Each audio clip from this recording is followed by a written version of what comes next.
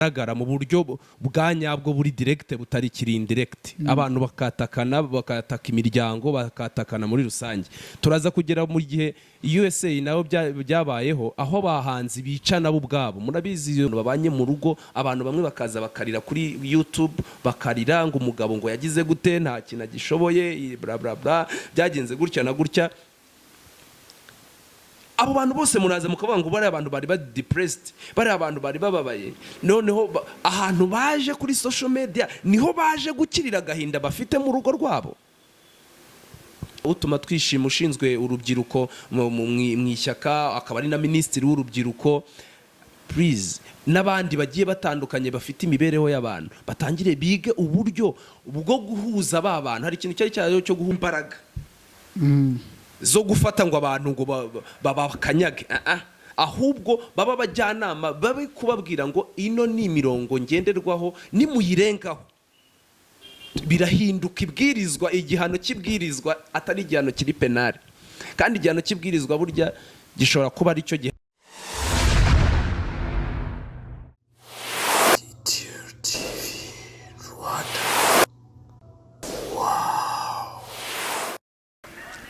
murakaza neza kuri DTR TV Rwanda ubugubu twaje dusura office ndagira ngo muri kubibona turi kumwe n'umwe mu bantu bakomeye cyane bafite aho bahuriye ni industry rwose ngira ngo muramubona Innocent Dontori you are welcome. Murakoze cyane. Okay ngira ngo rero mumaze iminsi mubona ibintu by'amadeba ba kuri social medias ibintu byinshi cyane byagiye biba muri ino background ishize ariko ngira ngo twebwe twashatse kugira ngo twegere uno musesenguzi akafite n'ahantu ahuriye n'ibintu bijyanye na technology muri rusange atubwire se nize ngaruka cyangwa se nizihe mbogamizi ziri muri ino industry yo mu Rwanda ni ikihe kibazo gihari muri rusange gishobora kuzateza mu minsi iri imbere ndavuga muri bano bantu bari muri industry ngira ngo rero mureke tubanze tumwakire neza cyane twamusanze kuri office aho asanzwe akorera ngira ngo turashaka kukubaza bimwe mu bibazo nyine biraza kuba byerekeranye n'ubundi na industry of course kuko usanzwe n'ubundi bikoramo uranabizi uri inzobere muri byo ariko mbere na mbere tubanje kugusuhuza tunakwakira. Okay murakoze cyane. Okay none ndagira ngo utangire utwibwira utubwira na byinshi cyane byerekeranye no kuri DTR TV Rwanda show. Murakoze cyane Aden. Muri rusange ndasuhuza abantu bakurikiranye ibiganiro bya DTR TV kandi nyine murakoze cyane kuba mwaje kutusura hano kuri office aho dukora ibintu bigiye bitandukanye nyine ariko sibyo mwashatse kuza ko tuvugaho ahubwo ndagira ngo mbere na mbere buriya ibintu bisigaye biriho by'imibanire y'abantu bisigaye bimeze nkaho ari bibi kurenza uko abantu babitekereza bisigaye ari ibintu byica mu mutwe cyane ku buryo umuntu ubona mu gitondo ukabona agiye kwiyahura ukabona yarabihiwe ukabona abantu bose yabanze. Ese iyi industry yo mu Rwanda ntago twatugiye kugira zimwe murerema zimeze nka ziraza ba Tupac twagiye tubona muri za state nibyo bintu nari ngiye kuvugaho nari ngiye gutangiraho cyane leta ibe maso cyane muri kino gihe kuko ino social media abantu barimo bazaho kubera nimba wenda ari ikibazo ari amafaranga arimo ayibonekaho cyane ariko urabona ko harimo harakorerwaho ibyaha byinshi cyane ariko ngewe mfite impungenge y'ibyaha bizakorerwaho nyuma y'ibi ngibi byose kandi mwatangiye kubibona nimba abantu barimo batakana ku karubanda mu buryo bugaragara mu buryo bwa nyabwo buri direct butari kiri indirect abantu bakatakana bakataka imiryango bakatakana muri rusange turaza kugera mu gihe USA nabo byabayeho aho bahanzi bica nabo ubwabo murabizi iyo nkuru nyine za Tupac kuntu bagiye bagira ishyamba n'abandi urabizi na ba Jay-Z kuntu bagira n'amashyamba urabizi kuntu abantu bamerana nabi cyane bano bahanzi baramare bande ukuntu biba ari ibintu bikomeye cyane kubera iyi social media ihari abantu rero tuzacunga no kubona abantu barasana nuko wenda tudafite abantu mu Rwanda abantu benshi bataratunga imbunda ariko urebye ibintu bihari bararasana. Nimba umuntu we ubwe atangaza ngo munzi igihugu ariko sinyihunze kubera ko nyanze, ahubwo kubera agatsiko k'abantu bashaka kungirira nabi, imyaka imaze kuba myinshi, naratatse ndataka nta n'umwe wantabaye. Ariko se buriya tugarutse gatoya kuwahunze, igihugu cy'u Rwanda ahantu kigeze, umutekano, ubushishozi ndetse n'imbaraga gifite, nicyo kuba umuntu yakwicaramo kuvuga ngo ndahunze. Ibi bintu nta hantu bihuriye n'umutekano igihugu gifite muri rusange. Oya, ntago bino ari intambara y'amasasu. Ntabwo ibintu ari intambara y'amasasu. Ni ukuvuga ngo urabireba ko nyine ni debe iri hagati y'abari abantu, hagati y'abashobizi benshi cyane. Ino ntago ari deba, ino ni intambara. Ni intambara. Yego. Ngira ngo uravuze ngo nago iyi ngiyi ari deba, ni intambara. Kandi koko kuba ari nako ubibona. Yego. Ndagira ngo dusubire inyuma ho gatoya nanone kuri Yago. Ari we ufite ibyo ari gukorerwa ndetse n'abari kugira ibyo bamukorera. Ubwo ngubwo turavuga ba Sabi ndetse n'abandi benshi nawe urabazi, na ba Brian n'abandi benshi. Ese ku ruhande rw'abantu bari gusanga bafite amakosa cyangwa se hari ibyo bamukoreye bakagaruka kuri TV bakamusaba imbabazi, urabivugaho iki? Ese uriya ni waba ari umukino wo kugira ngo binjize? Oya, ibi ngibi ntabwo ari imikino nanone, cyangwa se byo bimwe bita ngo ni prank. Yego. Ahubwo wenda ku byo mbajije ngo bya Yago n'ibindi, ariko bino bintu birimo biba kuba ari Yago ntago bibaye muri kino gihe tubimenye. Ni ibintu we avuga ko bimaze imyaka hafi bimukorerwa.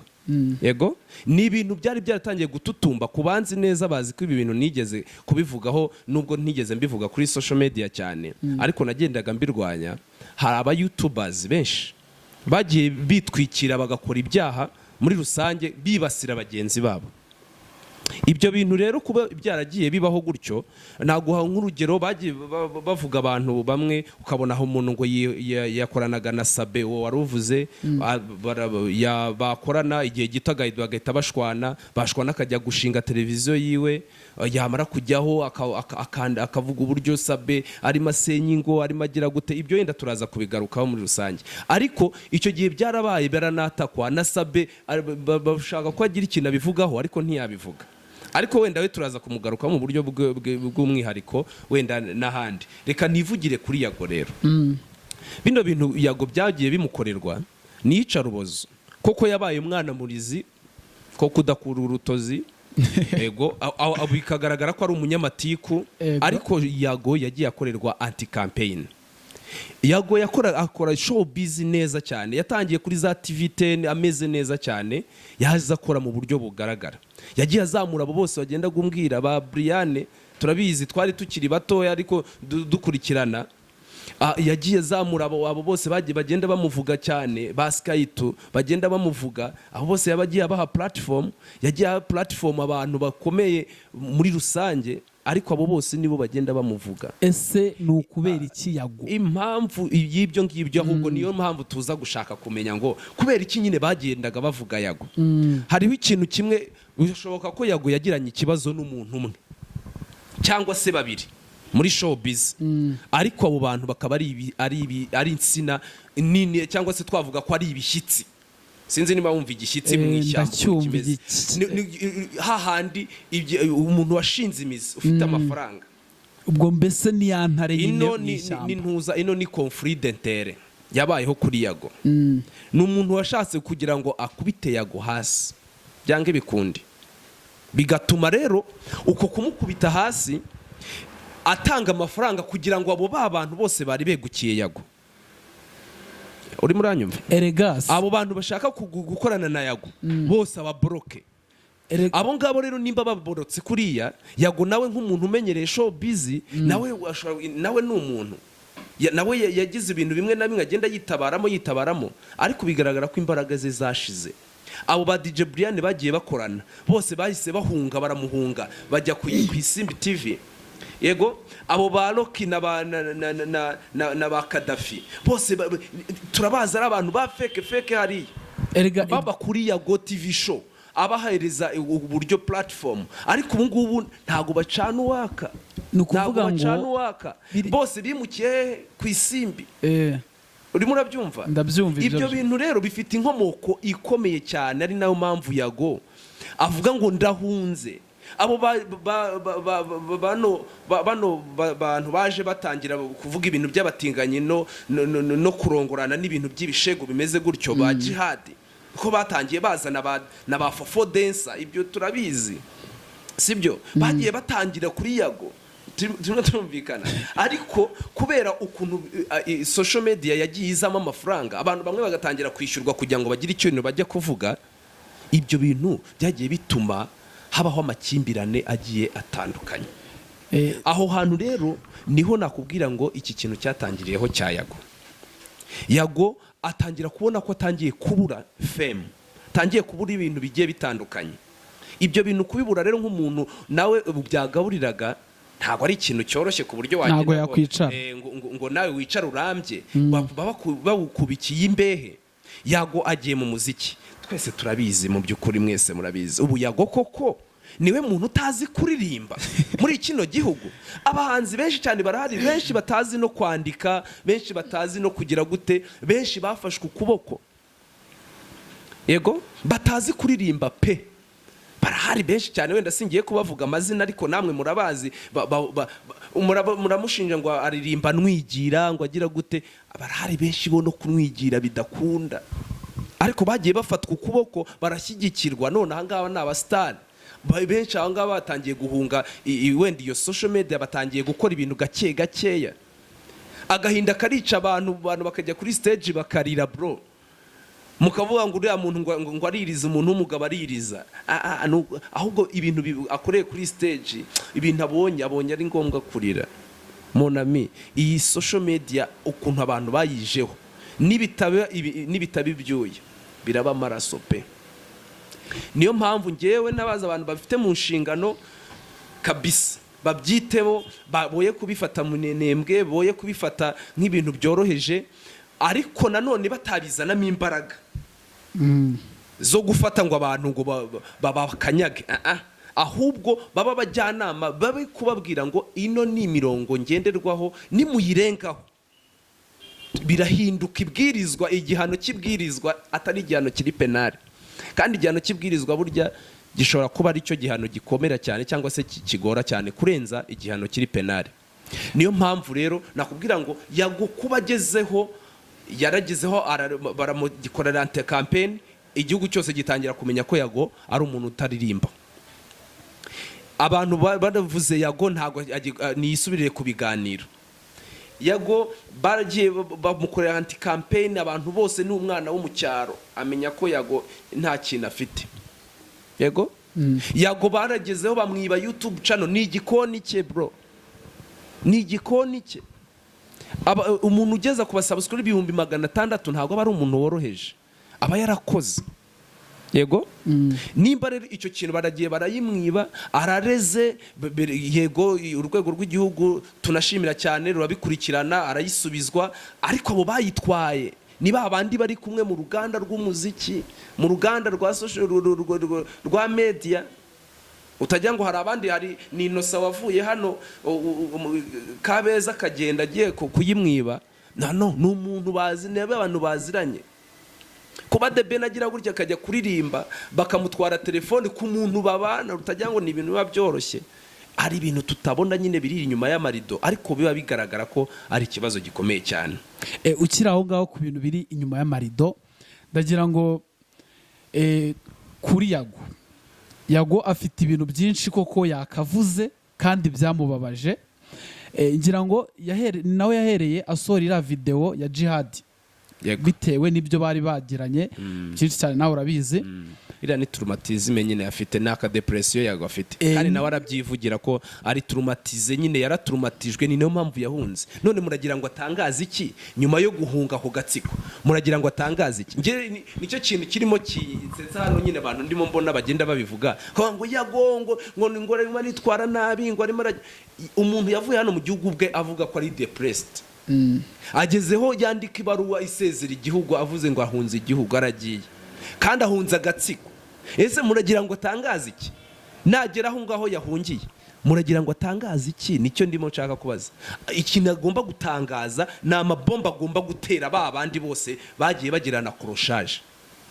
Nashaka bari n'imbeba ikiri mu mwobo arayirasaho bombe kugira ngo itumbuke ivuge. Ariko ngira ngo iriya video ya Jihad kijya hanze nibyo koko yaranabyemeye ko ari we kariye ari nawe wabikoraga, ariko nyuma ya iriya video tubashiye kubona indi video y'umukobwa. Tutarajya kuri no mukobwa ndaza kubikubwiraho cyane. Reka dusoze diro ya Yago. Impamvu nari mbikubwiye nagira ngo abantu bamwe bari kubihuza na prank. Barimo barakora ibyaha hano hagiye gukorerwamo ibyaha byinshi. Bavuga ngo se video ya mbere yasohotse, iya kabiri turayibonye iri hanze, umuntu agiye arasa naho byakarangiriye. Oya, ubundi ntago ariko byakagombye kurangira. Abantu bakagombye gufata byibuza cyane cyane ababyeyi n'abandi bantu bafite mu nshingano, nyabuneka bagafata abantu bakabaho abunzi, abantu bunga abantu, kuko bino bintu birimo bijya kuri social media n'abana bato barimo barabibona. Abantu bafite inshingano mu muryango, please ndabasabye imbere ya kamera mushaka uburyo nimba mushobora kugera kuri bare y'abahanzi, mushobora kugera kuri bare y'aba influencer, mubasabe mubinginge rwose bino bintu byibuza bitesha agaciro muntu. Basi bihanganirane, bashwamburigurikane, bambarana ubusa hagati yabo, ariko boye kubizana ngo bigiye mu hari ahantu. Ari nabyo nagiye mvuga inshuro nyinshi cyane kuri content zimwe na zimwe kandi zikunzwe zagiye zizaho zivuga ku mibereho y'ingo, ukuntu abantu babanye mu rugo. Abantu bamwe bakaza bakarira kuri YouTube, bakarira ngo umugabo ngo yagize gute, nta kintu agishoboye, bla bla bla, byagenze gutya na gutya. Abo bantu bose muraza mukavuga ngo bari abantu bari depressed, bari abantu bari bababaye. Noneho ahantu baje kuri social media niho baje gukirira gahinda bafite mu rugo rwabo. Icyo nicyo kibazo abantu bagombye gutekereza. Aha abantu bagiye kubatiza umurindi, n'ubundi uriya mugabo mureke nta kintu avuze, n'ubundi aho kugira ngo urusaziremo wakwimukaho kugira ngo. Ariko ubundi ugiye gutangaza inkuru y'umugore wabaye depressed mu rugo rwe, wababajwe n'umugabo, umugabo we mwavuganye, wabigenzuye koko usanga nibyo nk'umunyamakuru w'umwuga, cyangwa wagiye gutunga mikoro gusa kugira ngo wibonere views, wigirire igikundiro cy'abo bantu uri mushaka kujyamo hariya, ngo abantu ngo ni isanamitima, ngo barimo barabohoka, ngo ni ibiganiro ngo bibohora imitima y'abantu bamwe. Imitima y'abantu bamwe ntabwo ishobora kubohoka, ahubwo urushaho kuyigira gute, kuyibambisha. Ntabwo uriya mugore wagiye kuri YouTube akajya kugaragaza ubwambure bw'umuryango we, bw'umugabo we, bw'abana be, ntabwo azasubira mu rugo. Nasubirayo mu rugo hazabera icyaha, noneho kiri penali. Uzasanga umugabo wenda adagishoboye kwihangana, noneho nakakandi yarasigaje ko kumwihanganira usanga yabambye n'ubuhiri cyangwa se umuhoro, usanga baratemanye. Yes? Kandi ku kintu umuntu akoze yumva ko ngo arimo arasana umutima w'umuntu. Yes? Arimo arasana umutima w'umuntu. Ntabwo icyo kintu kibaho. Ntabwo ngiye innocent nzaterura ngo ngende mvuge ku kintu runaka gikanganye, abantu bavuge ngo n'ubundi no muntu yari yarababajwe, yari yarababaye. Ni no mpamvu nkubwira ngo Yago nawe yitondera ibintu arimo none ahangaha, kuko bishobora kuzamugaruka ejo n'ejo bundi. Ari depressed turabyumva, ndetse no kubivuga ni ngombwa, ariko harimo ibintu bimwe agomba gutangira kwitondera, hatataza kubikoreramo icyaha kimubambisha kurenza uko ameze. Sinzi nimba arakurikiranye ibintu bya Johnny na Jean Paul, bya Mutesi Johnny na Jean Paul cyane. Jean Paul yakavaringaga ibintu byose byo muri byo mu nkiko abizi, ariko hari icyo bita ukuri kutavugwa, bivuye mu kuri. Noneho bagiye kwataka ku muntu, nyine aramwatatse personal, umuntu yatatse noneho yego ibintu byamubaye ubu ngubu arafunza rishene. Yego ariko kubera gahinda yabivuganye, yiyambuye cya kintu cyo kuba umunyamakuru, atangaza ibintu atakagombye gutangaza, avuga ibintu atakagombye kuvuga. Nibyo rero ndimo nanjye nabwira inama Grand Frère Yago ko byibuze ashaka uburyo n'abantu bamwegereye b'inshuti batangira kugabanya tension afite, kuko yatangiye kwinjira mu bintu imiryango runaka iwabo barishe n'abana b'intera hamwe n'abana b'iki bara ntibakoreye igihugu, abandi ntibajya bapostinga icyunamo n'ibiki. Yatangiye kuzanamo ibintu bya genocide, yatangiye kuzanamo ibintu bikora mu mitima noneho bikomeretsa inkota isogota abanyarwanda kubera amateka mabi yacu tutagomba guhakana ariko turimo dufite. Natangira kuzanamo rero ibyo bintu by'amoko, kwibasira bishingiye ku moko, kuri uriya mwana ari umwana w'umwicanyi, uriya ari umwana utari umwicanyi, nawe bashaka kumwica ngo nk'uko nawe bisha abandi. Aho ngaho hashobora kuzamo icyaha cy'ivangura amoko. Ntayahari, ariko nimba utangiye kubivuga gutyo icyaha ni gatozi. Wibizanamo umuryango, ushaka kuzanamo ushaka kunyurira, ugaragaza ubwambure bwanjye, warangiza uziye kwambika ubusa na mama na data. Bari mu bihorere bino bintu. Namugira inama rwose nabireke ibintu byo kwinjira mu bindi bintu biri hanze ya social media y'ibintu babanagamo na bagenzi babo, yishaka kubizamo. Nashaka kubababaza kugira ngo nababicira amayira, biraza kuba ikibazo gikomeye cyane. Ese ahangaha siho bya shuri cyangwa se bwa butumwa bwakazamukiye abantu bakigishwa kugira ngo babashe kujya muri industry bazi icyo bagiyemo, atari ukuvuga ngo bishobora kuzateza niyo ntambara wavugaga? Ntago ikwigishaho sinzi ko leta yabishobora, yabikumira cyane, kuko urebye buri munyarwanda wese cyangwa se buri muntu wese ku isi ni umunyamakuru. Yego, cyangwa se ashobora gutara inkuru. Nawe ujye ubibona, ushobora kuganira n'inshuti yawe, ejo ukagenda ukavuga ati ariko urabizi ko naganiriye na runaka bino n'ibi. Abantu bafite bose bafite abanyarwanda, nanashimira leta y'u Rwanda mu by'ukuri, abantu bose barimo baraccessinga internet, abantu bose barimo barajya mu ikoranabuhanga. Leta yashyizeho uburyo bufatika bwo gutanga amatelefone kugira ngo abantu bajye kuri bakoresha smartphone, bajye mu iterambere. Uko iterambere ryihuta rero niko n'amakuru kuyatangaza byihuta, niko n'abayatangaza mwatangazwa ari ibihuha andi agatangazwa ari mazima. Ahubwo abanyarwanda bagomba gutangira gushishikarizwa gusesengura, gushungura bya bintu bavana kuri social media, bya bintu bavana hariya mu itangazamakuru. Ariko ntago babikontora ngo babishire, kuko nimba umwana aje akifotoza yambaye ubusa akajya kuvuga akagira gute, abashoramari bakaza bakamubona ko azi kuvuga neza, bakamuha akazi, akabibonamo umugati, akamamaza, akagira gute. None uragira ngo bigende bite? Niho abantu bagenda gushakira, niho bagenda gushakira iyo mibereho. Rero aho ikintu gihari ni kimwe, nuko leta igomba gutangira gushyiraho wa mugani wa uburyo bwo kuganiriza abantu, gutangiraho bya biganiro byongera kwibutsa abantu ko turi abanyarwanda. Ibikorwa ibyo ari byo byose, ariko please stop iki ngiki. Niho tuzatangira kubona uburenganzira bw'umwana bwubahirizwa, bw'umugore bwubahirizwa, ubw'umugabo bwubahirizwa. Pana igice kimwe cyo kuvuga ngo runaka mahise navuga bose babe bemereye kuvuga, ahubwo bavuga igikenewe. Ubundi niho ubuhanga bugaragarira bw'abantu. Muri kino gihe rero abantu barimo baravuga ibintu bidakenewe n'iki na societe, ariko bya bintu bidakenewe na societe nibyo bitrending. Nimba ari byo birimo bitrending, nibyo birimo bicuruza. Aba mafia rero bagiye kuzura hano, icyo bita mafia ndi mu ndakeka uri mu cyumba. Nimba rero ubu mafia bugiye kwiyongera, ubwo ni intambara yajemo y'amagambo yo gukomeretsanya, yo kutagira ikintu na kimwe abantu batinya. Nimba nta kintu na kimwe abantu batinya, imitima igakomereka mu indani muri bo, ikiba gisigaye noneho abantu bazafata imbunda, bazajya kugura imbunda, abantu batangire barasana. Ibyo bintu nibya biri guterwa nuko nta murongo fatizo uri muri no industry. Umurongo fatizo nkuko nari mbivuze biragoye ko waboneka, ariko ngira ngo ibindi bihugu byateye imbere birawufite.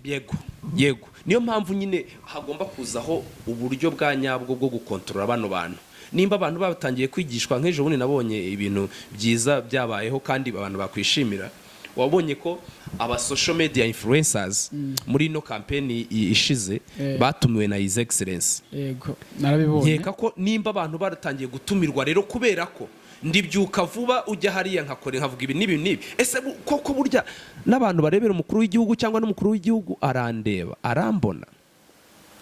Yego abantu abashinzwe rero urubyiruko, nk'uyu Dr. Utuma Twishima ushinzwe urubyiruko mu ishyaka, akaba ari na minisitiri w'urubyiruko, please n'abandi bagiye batandukanye bafite imibereho y'abantu batangire bige uburyo bwo guhuza abantu. Hari ikintu cyari cyayo cyo guhuza abahanzi, barebe n'abandi bantu bagiye uko bagenda bazamuka muri social media, babakorere ubutore, nabo bajyanwe mu ngando, bajyanwe mu ngando, niho bazasobanurirwa bya bindi. Ibyo nibazasobanurirwayo rero, kuko mu ngando nta mikino ibihari, urimo urabyumva, nta mikino ibihari. Niho abantu bazatangira gutekereza ikintu cyatuma abantu icyaduteza imbere, ariko kigatuma tutica n'ubumuntu, tutica n'umuco nyarwanda n'abanyabyo mu Rwanda ni ibiki. Yes, niho bazashyiramo iyo limit. Nimba bidakozwe gutyo rero, limit ikaba idashaka gushyirwaho, bo bazayishyiriraho. Niyo mpamvu bazakubwira ngo nimba unteye nanjye nzagutera bro. Niho yagwa kubwira ati ni gute dufitanye amakimbirane nkagusanga mu rugo iwanjye wazanye n'amakamera, wazanye n'iki, ndagukubita inshyi, hazemo gukomeretsanya. Icyo cyaha gukomeretsanya ni cyaha kiri penale, hajemo kwihanira kucyo utava, ariko kubera ko ese aho ngaho so leta izahita ikenera wa mweyo twabonye yanyushije muri za nsengero. Yego ariko ubu ngubu biragoye ko yo noneho yabishyiramo muri za YouTube. Usikereka gufunga nyirayo, ngira ngo none se YouTube kereka nibagirana amasezerano na Google ikajya ivuga ati hano bino bintu niba tutabishaka turabivanamo. Sinzi ni muri mu byumva. Nukuvuga ngo gufunga biragoye, usibye gufata abantu bo ubwabo gabategekeje gufunga. Ahubwo nanone hari ibintu nk'ubu ngubu nk'aba YouTuber wenda barabyumva barabizi ibyagiye bibaho, nigeze kubibona ahantu. Ahubwo leta ishobora gufunga ibintu bimwe na bimwe nk'ama AdSense, ibintu byo kwamamaza. Urabona ko niyo mpamvu bakubwira ngo muri no minsi YouTube nabo abanyarwanda barimo badahembwa cyane. Sinzi niba uheruka kubona na video, wenda uri mureba nk'ikiganiro ukabona hari nk'aka video kizanye ugacuranga. Oya ntago bikibaho, kubera ko leta yahagaritse kubera ibiganiro kandi bidafashije leta mu by'ukuri birimo bibaho. Ugasanga rero irahagaritse nk'ayo masezerano, akaba ati abantu bashaka kwamamaza ntimuzamamarize iwacu kuri ano ma YouTube channel y'iwacu hariya. Ngo abantu kuba babona full access, nimvuga bumve full access kuri ziriya mbuga nkoranyambaga, nta limit bigira. Ko niba ushyizeho ikintu ku mugani barakubwira ugisi bari gukomeza ukore, ibyo bintu bituma nyine abantu numva ko bakwirara. Niye nama wabagira nk'umuntu ubimenyereye bimazemo igihe ubizobereyemo? Ikintu nagira inama abantu birinde gukorera ibyaha kuri social media. Mbere na mbere nasaba inshuti n'abavandimwe ba grand frère ba sisters bacu kwirinda gukorera ibyaha kuri social media, kuko ni ibihano, hari ibihano bikakaye cyane bibategereje, RIB ishobora kubafata. Ikindi nagira inama umuryango mugari nyarwanda kudahakato no kudakamira mu kitozi wagaragaweho iyo nenge cyangwa se ikintu cyo kumera gutyo, bityo ahubwo ababashe kuba bamwegereye bamukosore. Iki ya gatatu natanga iha leta kugira ngo byibuza nabo ubwabo bashake ikintu gifatika bakora cyakwegeranya bano bantu bose bari muri social media, kandi ikibazo bagejejweho bigore nyine, kuko ibintu bitangiye biba bigoranye.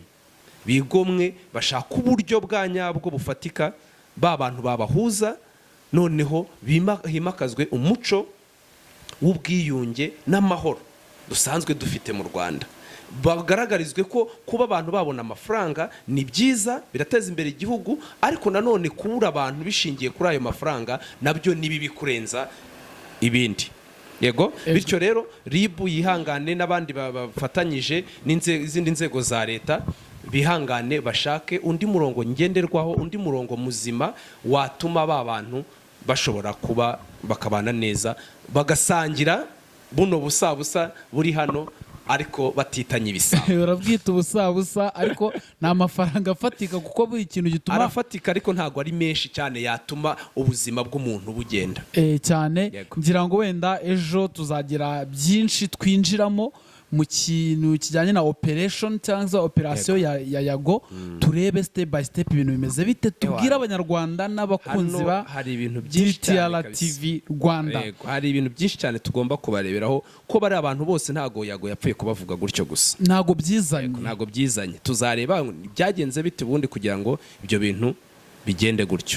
Bwira ijambo rimwe yago na BigEnegy muri rusange, noneho umbwirire n'abariya abantu basa nkaho barimo bataka cyangwa batera igitero kuri yago. Icya mbere rwose urakoze cyane yago, icyo namubwira grand frère coup de chapeau, ariko please stop, genda gakeya aha tutaza kwisanga mu byaha bikorerwa kuri social media.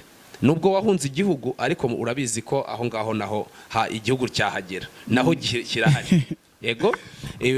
Bityo rero byaba ari sawa kurushaho.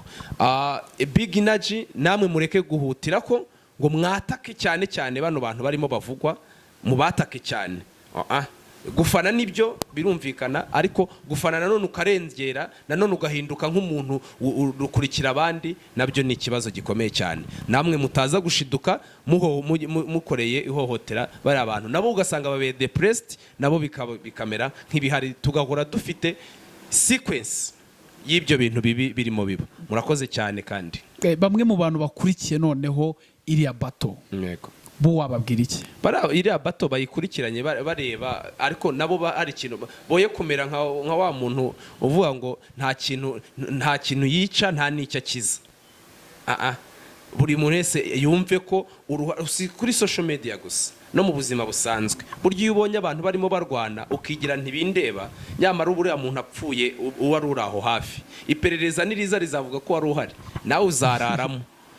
Ushobora gusanga rero wari wifite nk'aka business kawe wari ugiye wari kuzagakora mu gitondo, ugasanga iperereza rigufashe kaka business ntukajyemo, amafaranga ukayabura ukarara mu gihome. Bivuze ngo ikintu cyose ubonye gifata into consideration, yego, noneho ubashe kureba ese kino kintu nagikoraho iki, nimba nta kintu nagikoraho none ahangaha nafasha iki ku bantu bashobora kuba bagira ikintu bagikoraho. Ari nayo mpamvu natwe turi hano, ni ukubera ko ibintu bigomba kuvugwa ariko hakimakazwa uburyo bwo gufasha ba bantu kutagumuka, kutagendera mu bigare ngo bakore bya byaha bishobora kuba byatuma ubuzima bw'umuntu buvutswa. Ntago dushaka kongera kubona umuntu wandika ibaruwa ngo ndahunze ariko si impunzi igihugu, mpunze agatsiko kacyo. Ubundi iyo mvugo nta nubwo inashoboka. Ntago wahunga agatsiko kakorera mu gihugu, ubwo ni igihugu buhunze muri rusange. Ubundi kose buriya ko kaba gakorera hehe agatsiko? Nanjye ndumva iyo mvugo. Agatsiko nyine ni ba bantu bishuti, ba bantu bahurira bari muri industry imwe, ba bantu batamwumva, babafana bamukoreye bu, bamuzomereye, babandi bagize nibo bamuteye depression. Ntago depression yayitewe na Saberega buriya, ahubwo abafana ba Sabe nibo bamuteye depression. Buriya Sabe abacita ntago aribo bateye depression yago, ni abafana be. Ntago DJ Brian none ahangaha urwego agezeho ntago ari bamuteye depression gusa, ahubwo ibyo yavuze byefluenshije abamufana. Ngira ngo tugiye kwinjira twakomeza byaba byinshi cyane. Uyu mugabo ni umusesenguzi umwe, ibintu ababyumva anabibona, kandi ngira ngo mwagiye mubona ko yagiye adufatira bimwe mu byemezo kandi binumvikana twabasha gushingiraho, n'inzego zashingiraho zirimo zikurikirana ibi bintu biri kubera muri no social media twita ngo nitugaburira. Ngira ngo ejo tuzongera dusubire tugaragaze bimwe mu bimenyetso na bimwe mu bantu barimo bagenda kuri yago nawe ibyo yakoze, kugira ngo tubashe kugaragaza muri make ukuntu ibintu bimeze, abanyarwanda bakunda DTR TV Rwanda bagire bimwe basobanukirwa. murakoze yari Waden. Bakomeze badukurikirane kuri social media zacu, ngewe ni Engineer No Santos kuri social media zanjye bazamboneho, kandi niteguye kwakira buri bamwe bari bo bose n'abana bashaka kwiga ibintu bigiye bitandukanye by'ikoranabuhanga, ni karibu bazatuvugisha. Murakoze cyane.